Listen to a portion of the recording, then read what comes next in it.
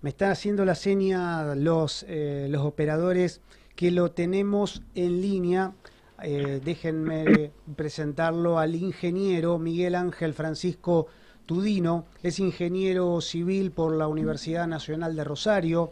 Fue durante el 2014 y 2015 vicepresidente de Coviara, que es una empresa de construcciones de viviendas de la Armada. Entre el 2020 y el 2023 fue presidente del directorio de Tandanor, Sociedad Anónima. Lo tenemos en línea. Sol y Juan Martín, te damos la bienvenida, Miguel. Buenas tardes a todos, buenas tardes a la audiencia y muchas gracias por llamar, Martín, Sol. Gracias a vos, Miguel, por dedicarnos estos minutos, y nos gustaría, como para adentrarnos un poco en la historia y en la dinámica de Tandanor, si vos nos pudieras explicar, según tu criterio, según tu experiencia, por qué considerás que es un error o sería un error estratégico ir por la privatización de esta empresa clave, ¿no?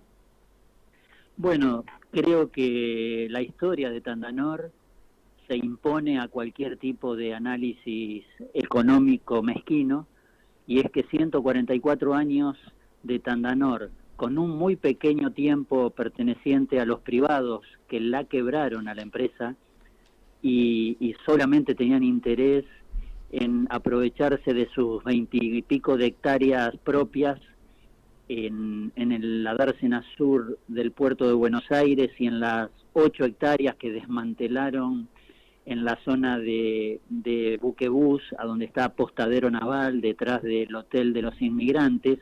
8 hectáreas muy codiciadas que quisieron robarle a Tandanor y que por alguna razón, por suerte, no llegaron hasta que Néstor Kirchner en el 2007, porque eso ocurrió en los 90, y en el 2000 los trabajadores tomaron la quiebra de la empresa y la mantuvieron trabajando y la llevaron adelante hasta que en 2007 Néstor la refunda y la reestatiza y logra también declarar de nulidad absoluta la privatización que ocurrió en los 90, y esto demuestra que Tandanor, siempre que pudo ser, fue cuando el Estado estuvo velando por su destino. Miguel, lo que nosotros tenemos entendido, correginos si estamos en algún error, es que hoy por hoy el capital de Tandanor está en manos un 90% del Estado Nacional a través del Ministerio de Defensa, y que el 10% restante está en manos de los trabajadores. Lo que me gustaría saber es si vos nos pudieras explicar cómo es este funcionamiento o cómo se da esta sinergia entre un Estado y un grupo de trabajadores como para llevar adelante una empresa de estas características. Bueno, no siempre fue así. Cuando nosotros arribamos en el directorio en el 2020, encontramos una familia de Tandanor que había tenido 4 años de enfrentamientos con la conducción, porque trataron de achicarla, y la achicaron de tal forma que solamente habían mantenido en funcionamiento la unidad de negocios de reparaciones, pero en lo que tiene Tandanor desde el 2010, a partir de la gestión de la ministra Nilda Garré, que sumó las instalaciones del astillero Storni a las instalaciones que administra Tandanor, y con eso se lograron 34 hectáreas totales, con una infraestructura extraordinaria, única en la Argentina y te diría que en Sudamérica. Y entonces ahí, cuando Néstor Kirchner determina la reestatización, entiende que fueron los trabajadores los que permitieron llevarla a este destino y a sostenerla en pie. Y entonces los premia con ese 10%, pero también eso genera un gran sentido de pertenencia en los trabajadores, y para nosotros fue natural hacer una alianza estratégica, una sinergia positiva enorme con ellos, y con eso pudimos triplicar la facturación que tenía Tandanor en términos de trabajos para con otros ministerios y para con privados, sin recibir prácticamente nada del Estado, es decir, absolutamente autónoma y autogestionaria la empresa. Por eso no se entiende muy bien cuál es el planteo de privatizarla. Privatizarla es entregar un gran negocio a un privado, cuando hoy los trabajadores, yo estoy seguro, se van a oponer a esa situación, se van a presentar porque quieren defender la gestión que ellos mismos forman parte, en la que ellos son parte importantísima y que logran que el astillero sea tan eficiente. Y por otro lado, también es cierto que la nueva administración, la que ingresó a partir del 27 de diciembre del 2023, si bien le ha transmitido a los trabajadores que no se va a privatizar, no escucho todavía una manifestación de la presidenta de Tandanor de que está en desacuerdo con que la empresa se privatice. Sería muy importante que eso se defina y que todos los diputados, como el diputado Martínez, Germán Martínez, como el diputado Tonioli, que están llevando proyectos específicos para evitar que sea privatizada Tandanor, reciba el respaldo también de gente de otros sectores.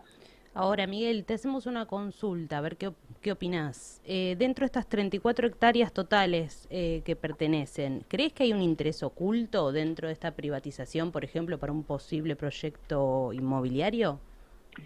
Sí, nosotros cuando arribamos y vimos que el Storni, una nave industrial hecha con proyectos de Alemania para la construcción de submarinos, donde teníamos toda la capacidad para hacerlo, pero que la economía de Cavallo dijo que no se siga con ese proyecto, más allá que hay detractores de todo tipo que son antipatria absolutos, porque los que conocieron a los hombres y mujeres que trabajaron en el proyecto submarino en Tandanor saben de la calidad, que no tuvo nada que ver la cuestión, digamos, que se ocasionó por falta de mantenimiento y por otras razones, pero hay mucha gente que conoce de la calidad de los trabajos de Tandanor.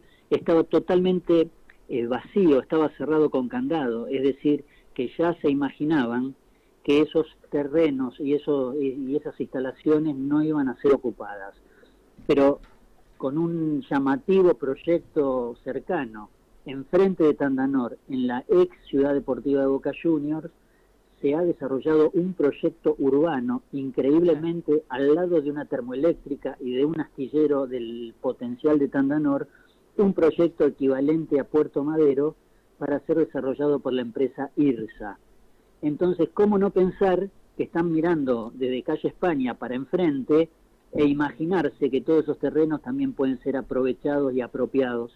Y yo creo que la ciudad de Buenos Aires, que permitió ese proyecto, en el cual los diputados de muchos sectores se opusieron porque querían mantener espacios verdes, porque querían rescatar buena parte de lo que es el humedal que se genera en ese sector, no pudieron lograrlo, ni siquiera con audiencia pública, perdieron esa intención.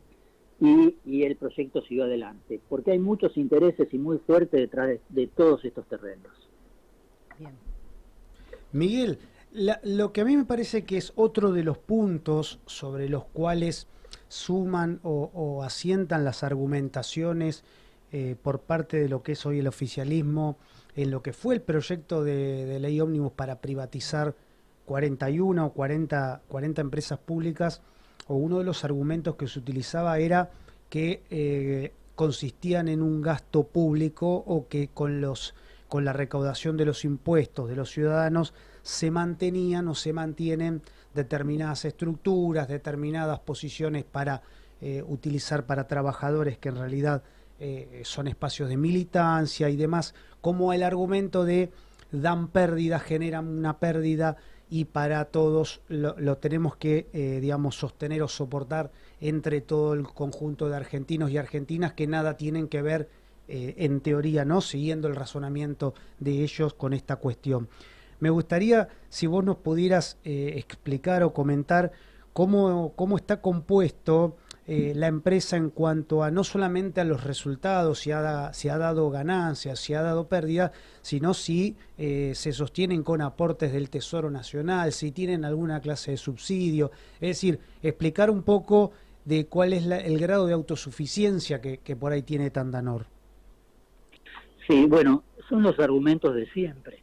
En el caso mío, que conocí perfectamente lo que son las empresas de la defensa, tanto FADEA como Fabricaciones Militares y Tandanor, soy consciente de que hay un núcleo de trabajadores expertos en cada una de ellas que son imprescindibles y que yo creo que hay que tener en cuenta que el respaldo de cada una de estas empresas hacen a la soberanía nacional. En el caso particular de Tandanor, hemos tenido 3 años de balances positivos con, yo diría, 0 aporte del Estado, porque lo único que encontramos es un aporte que se destinaba a una deuda previa de AFIP, digamos, era una deuda impositiva del astillero que venía de tiempos inmemoriales y que sobre eso había un pequeño aporte del Estado para cubrir ese plan de deuda que se había ejecutado con AFIP, pero no para el funcionamiento del astillero. Nosotros llegamos y encontramos 440 personas permanentes trabajando, multiplicamos por casi 4 la facturación que tenía el astillero en dólares y solo incorporamos 50 personas, que llegó a tener el astillero en este momento 500 personas. Cuando arribó la nueva administración, lamentablemente desmanteló toda la gerencia de control de gestión, que eran expertos, probos, funcionarios, nada político, en el sentido de que no tenían que ver con, lo podían responsabilizar de militantes a personas que trabajaban de 12 a 15 horas por día en el astillero y que llevaban adelante casi 80 proyectos.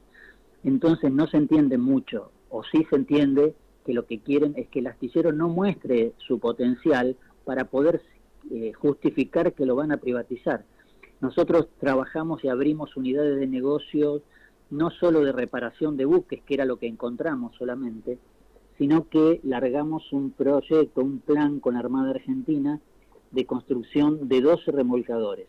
Además, es oportuno decir que la Armada Argentina es el único lugar donde puede reparar sus buques de manera ágil y dinámica, y es la forma de mantener la soberanía nacional, donde la Armada necesita de Tandanor para su supervivencia. También tiene Puerto Belgrano, donde también Tandanor está desarrollando un proyecto enorme, lo electrificó con 25.000 metros de cable de media tensión nuevos para poder usar los diques secos de Puerto Belgrano, pero tiene una característica diferente. Puerto Belgrano ingresa un buque y hay que esperar que se termine para que se pueda ingresar otro. En cambio, en Tandanor, con su Syncrolift, que es un ascensor de buques, y 1.700 metros de grada, se pueden subir 6 o 7 buques simultáneamente y estar trabajando permanentemente y dando respuestas a cualquier problema que tenga la Armada.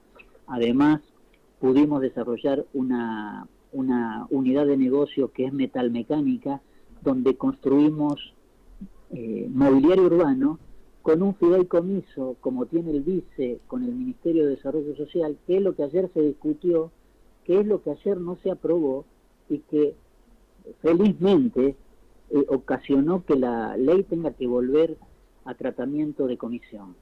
Si ustedes miran los últimos puntos que se trataron, el SISU y FISU, que son mobiliario urbano para los barrios populares, RENAVAP, significa que ahí nosotros podíamos y estuvimos construyendo más de 3.000 toneladas de acero en puentes, en refugio para colectivos, en distintas estructuras para los barrios populares. Y también nos dimos el lujo de firmar con Trenes Argentinos, SOPSE y CONADIF convenios para la construcción de más de 17 puentes modulares para cruzar a distinto nivel las vías del ferrocarril Sarmiento y del Roca. Y estábamos haciendo unos puentes que eran muy innovadores y realmente fueron fueron muy bien apreciados por los vecinos, ya están funcionando en la línea de Sarmiento, ustedes los pueden ver en Merlo, en Morón, en Moreno, en Ituzaingó, también en Ezeiza. En Ramos Mejía. En Ramos Mejías estábamos ahora construyendo 2 juntos, uno lo terminamos y el otro nos interrumpió el proceso electoral, pero bueno, espero que tengan la grandeza y la visión de seguir con esos proyectos porque son indispensables para la línea de ferrocarriles, porque dan mucha seguridad y eso es muy importante. Bueno, qué bueno esto que comentás también, ¿no? Porque para los que no estaríamos informados, siempre lo vamos a relacionar a todo el tema de astilleros, y que encima además tenga una extensión muchísimo mayor, también recalca esta importancia, ¿no?, de la no privatización.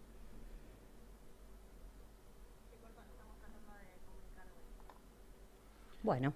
Nos dicen que se nos cortó la Esperamos comunicación estábamos conversando con Miguel Tudino, el ingeniero Miguel Tudino, que estuvo en los últimos 4 años, en el periodo 2019-2023, como presidente del directorio de Tandanor, y estábamos conversando con él respecto de cuáles son las características, de por qué motivo no es conveniente y por qué motivo estratégico y para una defensa de la soberanía nacional no sería conveniente que se privatice una empresa de las características de Tandanor. Nos estaba comentando de los proyectos de la construcción de instrumentos para los ferrocarriles, para los pasos a nivel.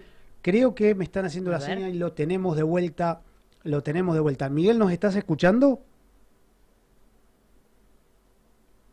Miguel, ¿te tenemos en línea? Hola. No. Bueno. Parece que no, nos hacían una seña desde la producción. Pensamos que Miguel estaba nuevamente en línea, pero evidentemente no era así. Y lo que nos estaba comentando, por ejemplo, para dar una idea, Tandanor en los últimos 3 años, en los últimos 3 ejercicios de la operación, no tuvo pérdidas en los balances en ninguno de los 3 años. Otro mito, ¿no?, que quieren instalar, ¿no? Esto de que siempre generen pérdida. Claro, fue superavitaria, no recibe subsidios del Estado Nacional y se autofinancia. Para tener un dato del balance que cerró en el 2023, tuvo un resultado, una ganancia de 4.016 millones de pesos. Imaginemos lo que significa esto en el argumento, decir esto es un gasto, esto genera un costo para el Estado. Una completa mentira, obviamente. Tuvieron un resultado de ventas solamente en el rubro de construcciones de buques por 8.753 millones de pesos. Y las ventas por reparaciones, porque recordemos que una de las 2 divisiones que tiene la empresa es la parte de construcción, pero también hacen reparaciones para empresas civiles también, ¿no? Tuvieron ventas por 12.887 millones de pesos, solamente estamos hablando del periodo 2023, con lo cual estamos hablando de una empresa que verdaderamente no se comprende por qué se quiere privatizar. Tenemos algunos mensajes, pero antes nos están haciendo la seña de Parece ser que lo tenemos, Lo tenemos de vuelta a Miguel, ¿nos estás escuchando? Sí, por suerte. Qué bueno. Retomamos la llamada. Bueno, te estaba comentando justamente, qué bueno que estés aclarando también toda esta información. Estábamos hablando de la extensión que también tenía no solamente el astillero en cuanto a lo naval, porque mucha gente esto tal vez no lo sabe y está bueno empezar a desmitificar un poco esta cuestión, ¿no? Como tanto de que las empresas nos generan, que es una pérdida, que la bancan con la de ellos, ¿no? Como bien escuchamos siempre. Así que bueno, nos parece importante que marques estas diferencias y estas aclaraciones. No, además es importante decir que yo tengo que reconocer el apoyo y el respaldo que los 2 ministros que atravesaron esta gestión, que fue Agustín Rossi en la primera etapa y luego Jorge Tayana, han sido una gran colaboración para con el astillero, porque siempre respaldaron nuestros proyectos y nuestras ideas. En el caso de Rossi nos permitió ir a mejorar toda la infraestructura de base naval Puerto Belgrano, dique 2, electrificando todo nuevamente y logrando comenzar la obra de estabilización de los taludes del dique, que es el único lugar donde a partir de ahora puede ingresar el Irizar, reparado en Tandanor en 2007 después del incendio, que es el orgullo de Tandanor, el buque insignia, donde todos los años lo preparamos para la campaña. Este año también lo hicimos para la 2023-2024. En este momento está en el muelle de Ushuaia porque terminó la primera etapa de su campaña antártica y le fue muy bien, y ahora sale nuevamente para llevar ¿qué cosa? La nueva estructura de la base Petrel, también construida en Tandanor. En nuestra nueva unidad de negocios metalmecánicos diseñamos y desarrollamos la nueva base Petrel. También estamos haciendo estábamos haciendo la nueva base integrada de Ushuaia, que eso es generar soberanía verdaderamente. ¿Por qué? Porque nos estamos instalando en el sur con infraestructura, porque los buques que están navegando en el sur hoy no tienen dónde tener reparaciones y tener resguardo. Y en el caso de la base naval que estamos construyendo en Ushuaia, contaba también, además de las naves industriales que estamos haciendo, o que estábamos haciendo, el proyecto del muelle que se empezaba a desarrollar. Es decir, que hay muchas cosas que nos hacen sentir orgullosos de los años que pasaron y donde pudimos mostrar para qué está preparado Tandanor. Por ejemplo, Tandanor retomó la línea de construcción en aluminio y le construyó tanto al Ministerio de Ambiente, y ahora vemos lo que significa los incendios y las catástrofes ambientales, y también para la gente de parques nacionales, más de 12 lanchas para el control del fuego, tanto en el humedal del río Paraná, ahí en el delta del río Paraná, como para los lagos nacionales, lanchas especiales que están navegando en Nahuel Huapi y otros lagos del sur. Es decir, que tenemos muchas cosas para sentirnos orgullosos, y por lo que no se puede delegar la función de ese astillero en un privado. La verdad que es interesante. Lo que a mí me gustaría preguntarte, como para ir cerrando la nota, la entrevista, me parece que sería bueno si vos nos pudieras contar cómo viene el proyecto de construcción de submarinos que están en asociación con dos empresas, una alemana y una francesa, y cómo pegaría eso en la defensa y en la mirada estratégica, ¿no?, de Tandanor y la defensa nacional. Bueno, como todos saben, en primer lugar también es bueno recordar que se terminó el proyecto del buque Polar, que acompañaría al Irizar a la campaña antártica y la haría mucho más económica, dinámica y sólida. Ya está terminado, hay que empezar a construirlo. Y respecto del proyecto de submarino, nosotros viajamos con el ministro Tayana, que tenía la decisión tomada de reencarar el proyecto submarino, conjuntamente con decisión que tomó la Armada Argentina, no el ministro, pero sí la Armada. Tomaron la decisión de no continuar con el proyecto de los TR-1700, que son los submarinos que estaba construyendo Tandanor y que navegaban, como el San Juan y el Santa Cruz, que está en este momento en las instalaciones de Tandanor, y se elaboró una idea superadora con nuevos proyectos, como lo que están desarrollando Naval Group y también la gente de Thyssen.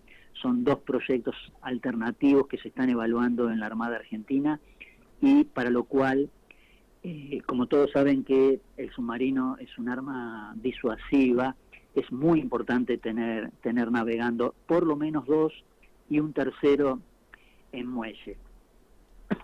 Para eso se está elaborando una licitación para que se puedan presentar los proyectos, pero para ser construidos en Argentina.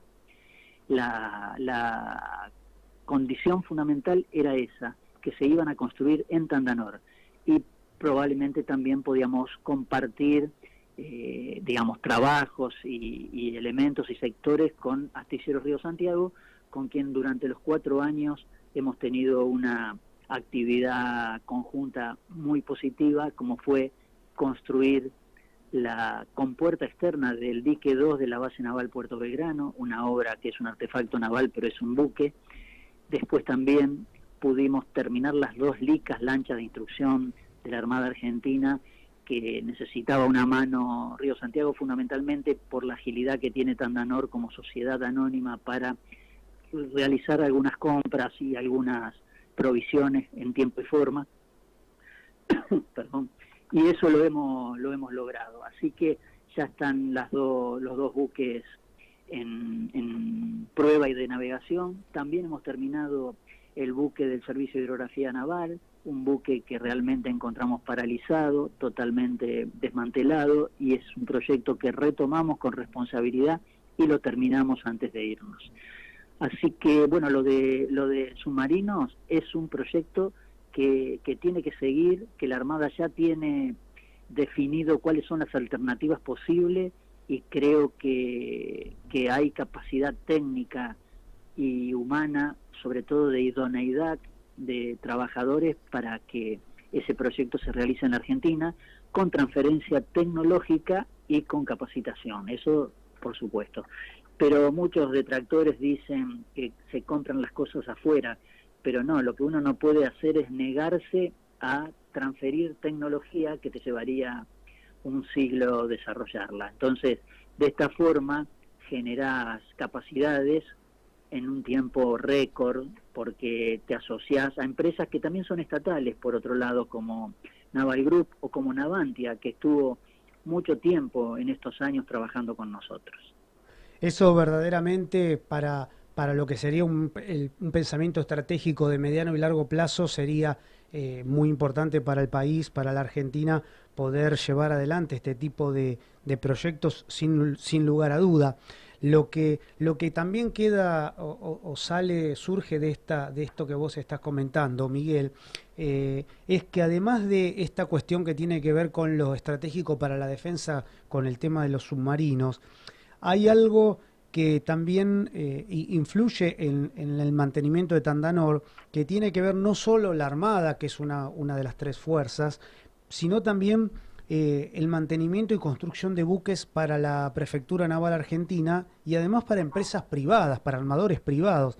Entonces, lo que a mí me llamaba un poco la atención, no sé si esto vos tenés alguna, o ustedes tienen alguna reflexión al respecto, es si, digamos, cuando se ingresó, empezó esta gestión del gobierno con una mirada tan fuerte en lo que es la seguridad, si hablamos de que Prefectura Naval Argentina es una de las fuerzas de seguridad, y teniendo en cuenta que precisan sí o sí, obviamente, las lanchas de mayor y menor porte para navegación, y Tandanor es una de las herramientas fundamentales, no se entiende cuál sería la idea de desacoplar estos 2 organismos y uno dejarlo de ser público, ¿no?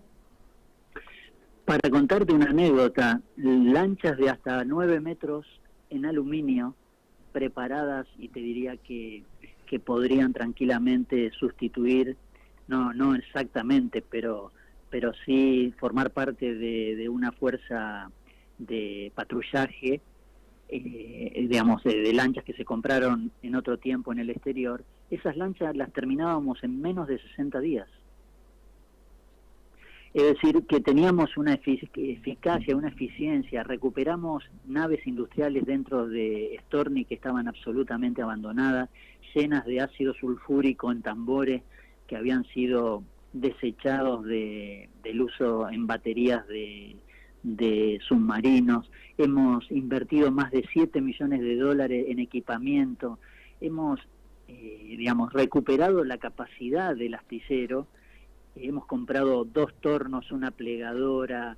Es decir, claro que es necesario reinvertir para poder estar en condiciones de competir. Por ejemplo, muchas veces pedían, bueno, pero ustedes pueden competir con el exterior, y depende mucho también de las políticas económicas, del financiamiento que uno tiene para un proyecto, porque un chino o un francés se está manejando con un holandés, por ejemplo, que Damen es una empresa que trabajó en Tandanor en otro tiempo y que compite con Tandanor si en algunos proyectos. Y claro, ellos tienen una posibilidad de financiarse que nosotros no tenemos. Entonces, siempre quise manifestar lo mismo. Como yo vengo de la técnica, no vengo ni de lo económico ni de lo jurídico, pero sí de los negocios, porque estuve muchos años como gerente de una industria, y digo lo siguiente: ningún proyecto se malogró por cuestiones de responsabilidad del astillero o de un astillero. Siempre los proyectos los frustraron los economistas, quienes o aniquilaron la capacidad de financiamiento o suspendieron los proyectos por cuestiones de restricción, pero jamás fue por una responsabilidad de mala praxis del astillero, de sus hombres y de sus ingenieros. No, eso nunca ocurrió.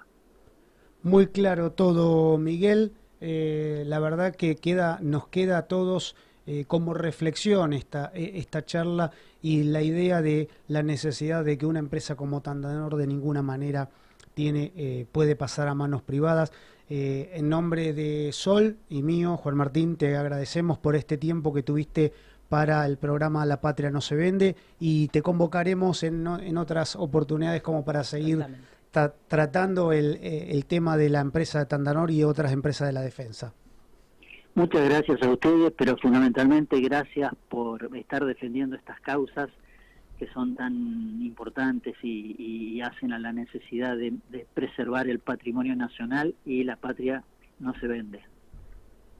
Muchas gracias, Miguel.